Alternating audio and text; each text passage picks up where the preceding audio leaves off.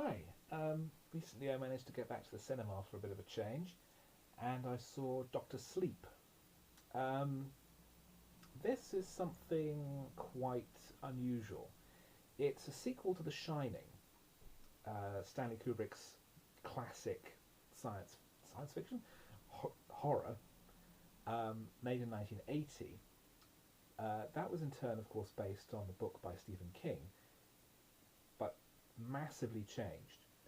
A few years ago, King finally wrote a sequel to his book, Doctor Sleep, and this has now been adapted as a film, which tries to be a sequel to both the book and the film versions of The Shining.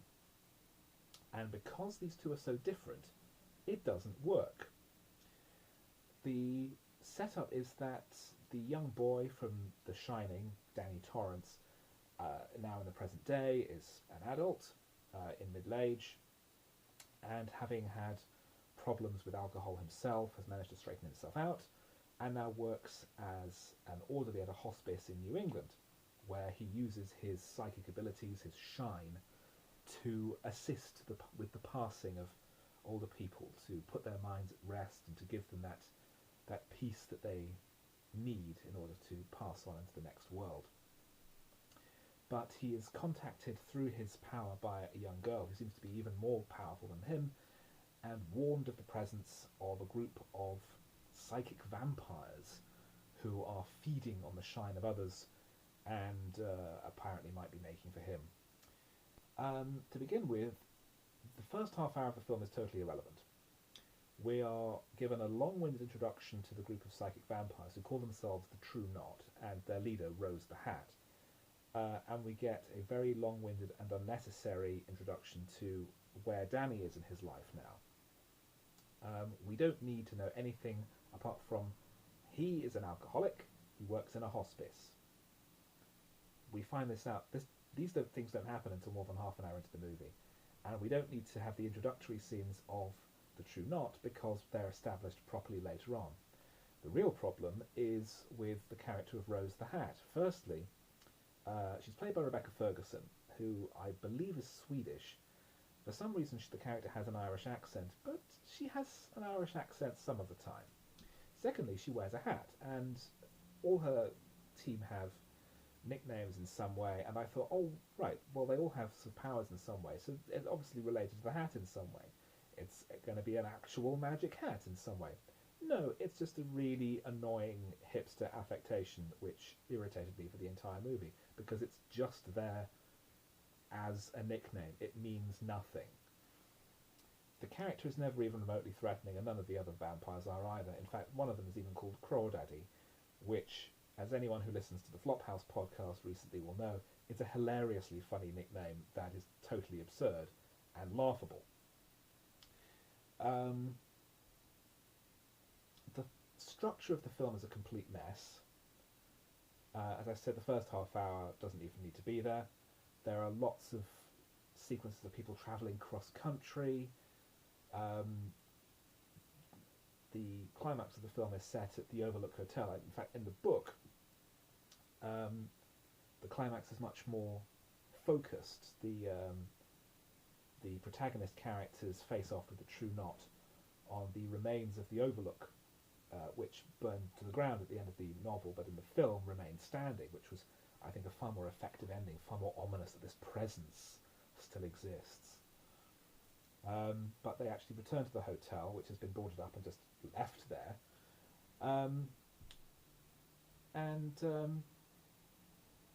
there seems to be just excuses to retread bits of The Shining. Do you remember this bit? Do you remember this set? There are spoilers up ahead, by the way. We do get to return of Jack Torrance, as played by Jack Nicholson in the original film. He's not played by Jack Nicholson, he's played by Henry Thomas, who was in writer-director Mike Flanagan's previous film, Gerald's Game, also based on the Stephen King book. Thomas is a fine actor, but he doesn't look enough like Jack Nicholson to make it not feel weird.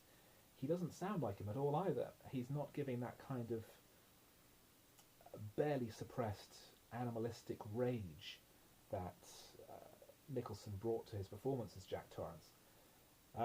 So it's off and it's wrong, and I very much doubt that it's portrayed the same way in the original book, where the personality of Torrance is almost completely different. So we have this lumpy 2.5 hour film with a completely unnecessary first half hour, an ending which is just retreading what the original film did so much better, and a completely unfocused middle section.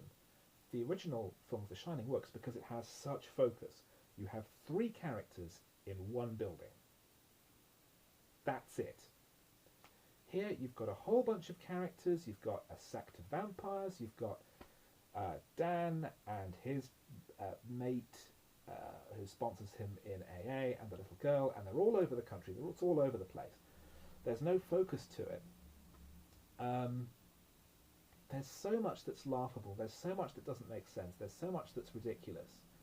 The essence of Shining people that the true not consumer kept in these metal canisters that they can breathe in. But where did you get the canisters from? Did you make them? Because it seems unlikely given that you're all living in camper vans. It's a real mess. It doesn't seem to understand why the original film works. The original book of The Shining, I understand, is very personally, emotionally important to King himself, because it was a way of exorcising demons that he felt, manifesting through his own alcoholism and his own fears for his own family. Stanley Kubrick changed that around into something else. He changed it into the story of madness and isolation. The two aren't easily reconcilable. Flanagan is trying to reconcile them, and it doesn't work. So the result is you have Danny Torrance, who's also an alcoholic, going through so much of the same what his father went through. You have a completely unthreatening villain who is badly written and very uninteresting. You have retreading bits of one of the all-time great horror films in a way that is so completely unimpressive and completely fan-servicey, in a way that, you know, Ready Player One did it last year and it was awful then. Everything about this shows that no one really understood what they were doing, and no one has ever been able to justify why this was a good idea. Overall, I feel like Doctor Sleep is probably the worst film I've seen this year. There is absolutely no reason for this to exist, and there is no reason, if this has to exist, to do it in such a sloppy, poorly thought out, poorly constructed, half-assed way. It's an embarrassment, I think, to most people involved in it. Even Ewan McGregor as Dan feels like he's sleepwalking through it. Rebecca Ferguson is not good. The direction, apparently is trying to avoid jump scares, fails. The script is a joke. It's bad on almost every level, and I would not pay someone to go and see it.